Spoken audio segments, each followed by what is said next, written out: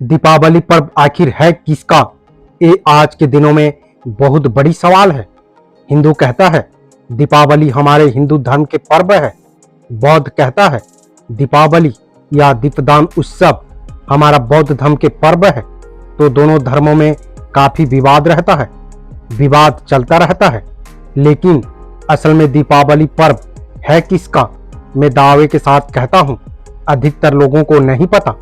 यूं कहें तो 90% तक लोगों को नहीं पता। आज हम इस वीडियो में जानते हैं कि ये पर्व है किसका। क्या ये हिंदू धर्म के पर्व है या फिर बौद्ध धर्म का पर्व है? आइए पूरे प्रमाण के साथ विस्तार से जानते हैं। वीडियो में अंत तक बने रहें। तो चलें वीडियो में आगे बढ़ते हैं।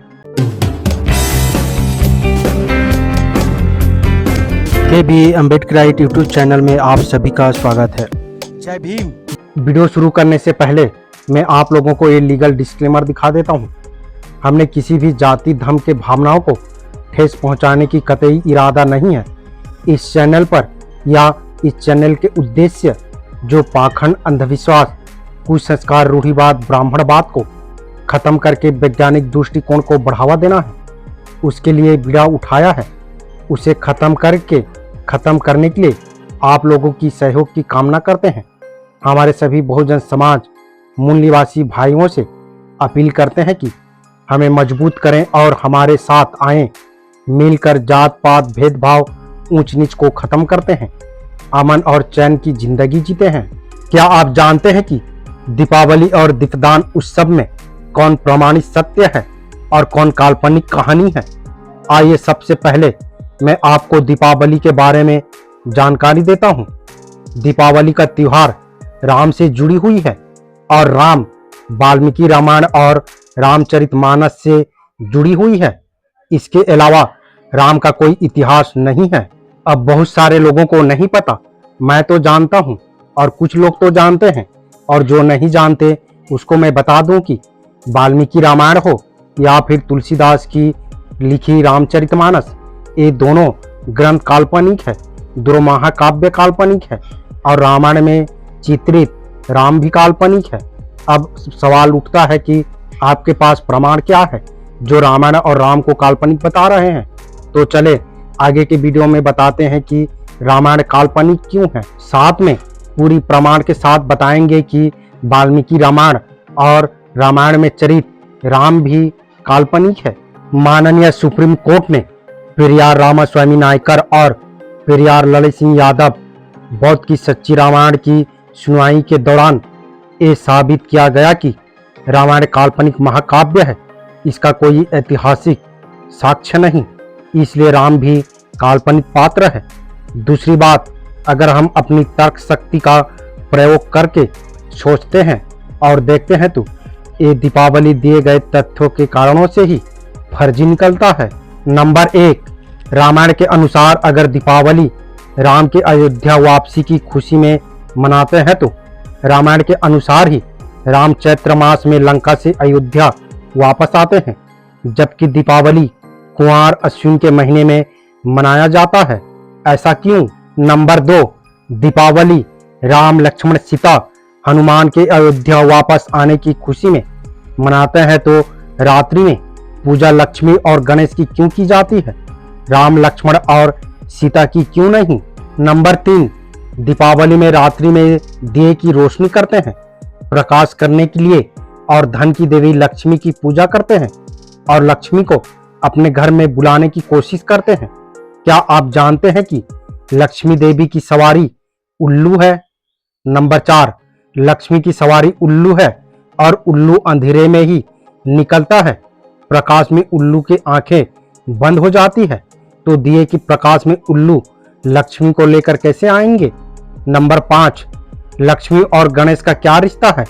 राम, लक्ष्मण, सीता और बंदर हनुमान को छोड़कर लक्ष्मी और गणेश की पूजा क्यों की जाती है?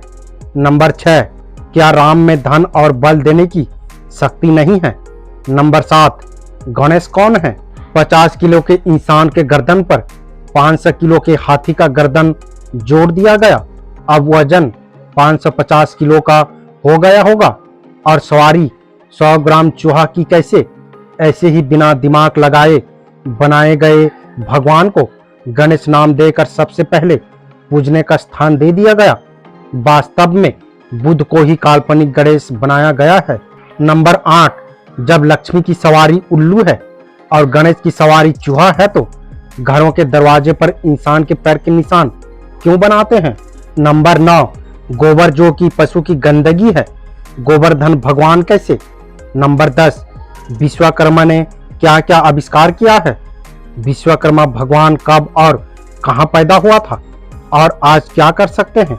इस प्रकार वाल्मीकि रामायण में न जाने कितने सवाल खड़ा होता है। अगर हम अपने दिमाग की तर्क शक्ति का प्रयोग करते हैं तो ये प्रश्न उठते हैं कि ब्राह्मणों ने कहा कि सवाल मत करो, सिर्फ उल्लू बने रहो और मानते रहो। धर्म गुरुओं ने कहा था कि धर्म में सवाल मत करो और जैसा हमने कहा सब मान लो। बुद्ध ने कहा था कि तर्क करो, पहले जानो फिर मानो। आइए अब जानते हैं कि दीपदान उत्सव क्यों और कैसे मनाते हैं। दीपदान का अर्थ है दीप का दान, अर्थात प्रकाश फैलाना, ज्ञान ज्योति लोगों को सही सामाजिक शिक्षा देना। अब यहाँ पे दीपदान उत्सव से जुड़े 2 कहानी यहाँ पे वर्णन है। एक सम्राट अशोक की और दूसरा महात्मा तथागत गौतम बुद्ध की। अब हम पहले तथागत भगवान गौतम बुद्ध के दीपदान उत्सव के बारे में जान लेते हैं, फिर उसके बाद सम्राट अशोक के दीपदान उत्सव के बारे में जानेंगे। तथागत भगवान गौतम बुद्ध ने घर छोड़कर गया था, ये तो हम सबको पता है, सब जानते हैं।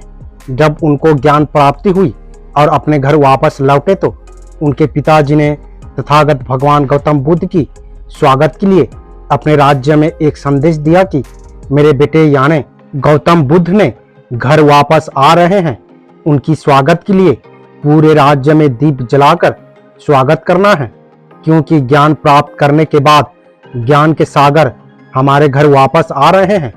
उसी दिन से हर साल लोग मनाते गए और ये एक संस्कृति बन गया जो आज भी बौद्धों ने मनाते आ रहे हैं। उसी प्रकार प्रियदर्शी सम्राट अशोक बौद्ध धर्म ग्रहण करने के बाद पूरी दुनिया को बुद्ध धर्म की शिक्षाओं का प्रचार प्रसार करने के लिए अपने बेटे महेंद्र और बेटी संघमित्रा को चीन और श्रीलंका भेजा और पूरी दुनिया में बुद्ध धर्म का प्रचार प्रसार किया। भारत में प्रचार प्रसार करने के लिए 84,000 बौद्ध विहार, शांति स्तूप, गौशाला, पाठशाला, धर्मशाला, प्याऊ आदि का निर्माण कराया और जिस दिन सभी बनकर तैयार हो गए उस दिन पूरे भारत को फूलों से सजाया गया। क्योंकि उस समय बिजली नहीं थी, इसलिए ही प्रकाश करने के लिए सभी जगहों पर दिए जलाए गए थे। लोग आपस में खुशी से एक दूसरे के गले मिलते थे और एक दूसरे को उपहार देते थे। उसी को दीपदान उत्सव के नाम से जाना जाता है, जो कि कुआर के महीने में आता है। कुछ जानकारी जो कि ब्राह्मणों ने दीपदान उत्सव को चुरा लिया और दीपावली बनाया। सम्राट अशोक के समय में दीपदान उत्सव पर तथागत गौतम बुद्ध और उनकी माता महामाया की मूर्ति की वंदना करते थे। ब्राह्मणों ने महामाया को ही माया अर्थात लक्ष्मी बनाया और तथागत गौतम बुद्ध को ही गणेश बनाकर दीपावली में लक्ष्मी और गणेश की पूजा करवाते हैं। इसलिए दीपदान उत्सव में हम तथागत गौतम बुद्ध और उनकी माता महामाया और आज हम सम्राट अशोक और बाबा साहेब डॉक्टर भीमराव अंबेडकर की मूर्ति या फोटो को सामने रखकर वंदना करते हैं। तथागत गौतम बुद्ध अपने जीवन काल में पैदल ही पूरे भारत में घूम घूम कर धर्म का प्रचार प्रसार करते रहे। इसलिए घर में बनाए जाने वाले पैरों के निशान लक्ष्मी के नहीं बल्कि तथागत गौतम बुद्ध के हैं। दीपदान उत्सव कैसे मनाएं? शाम 7-8 बजे सभी अपने अपने घरों में प्रकाश करने के लिए दिए और मोमबत्तियां जलाएं और घरों के बाहर भी मोमबत्तियां और दिए जलाएं। रात को 9 बजे सभी परिवार के साथ एक जगह बैठें।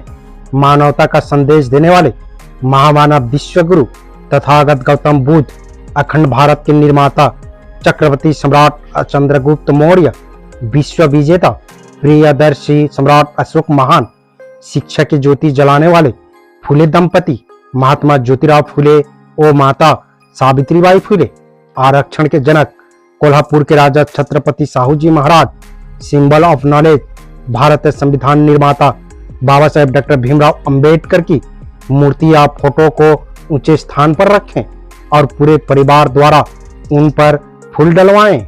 3 या 5 मोमबत्तियां या दिया जलाएं। पूरे परिवार के साथ बैठकर बुद्ध धम्म संघ को नमन करें और निम्नलिखित पाठ करें। बुद्ध वंदना, त्रिरत्न, पंचशील, बाबा साहेब डॉक्टर भीमराव अंबेडकर द्वारा निर्धारित 22 प्रतिज्ञाओं का ही शपथ लें। तथागत गौतम बुद्ध और symbol of knowledge Baba Saheb doctor Bhimrao Ambedkar के विचारों और उनके योगदान तथा जरूरतमंद लोगों को बताएं। वीडियो आपको कैसी लगी अपने राय कमेंट बॉक्स में जरूर दें और रामायण काल्पनिक है या नहीं अपने विचार जरूर रखें। वीडियो अगर पसंद आए तो लाइक करें, हाइप करें और सब्सक्राइब करना ना भूलें। वीडियो से रिलेटेड अगर कोई सवाल करना चाहते हैं तो वो कर सकते हैं। आपका स्वागत है। हम प्रयास करेंगे कि आपके सवालों का जवाब दे सके, वो चाहे कमेंट बॉक्स के माध्यम से हो या फिर वीडियो के माध्यम से। उम्मीद करता हूँ वीडियो को समझ गए होंगे। अगर समझ गए हैं तो अपने परिवारजनों को, दोस्तों को, मूल्य राशि, SC, ST, OBC, Bahujan Samaj को शेयर जरूर करें ताकि उन्हें भी पता चल सके, जानकारी हो सके। मेरा आप सभी बहुजन समाज, मूल्य राशि, अम्बेडकरवादियों से अपील है, हम अपने समाज को जागरूक करने के लिए बहुत मेहनत करते हैं और अम्बेडकर विचारधारा वाले वीडियो को लाते रहते हैं। आपकी एक सब्सक्राइब हमारे हौसले को बुलंद कर हमें दोगुनी हौसला प्रदान करता है, मजबूत करता है। इसलिए आप सभी से गुजारिश है कि हमारे चैनल को सब्सक्राइब करके हमें सपोर्ट जरूर करें ताकि हम अगले नए वीडियो डालें तो आप तक नोटिफिकेशन जा सके और कुछ महत्वपूर्ण जानकारी मिल सके। धन्यवाद। जय भीम, जय संविधान, जय मूल्य राशि।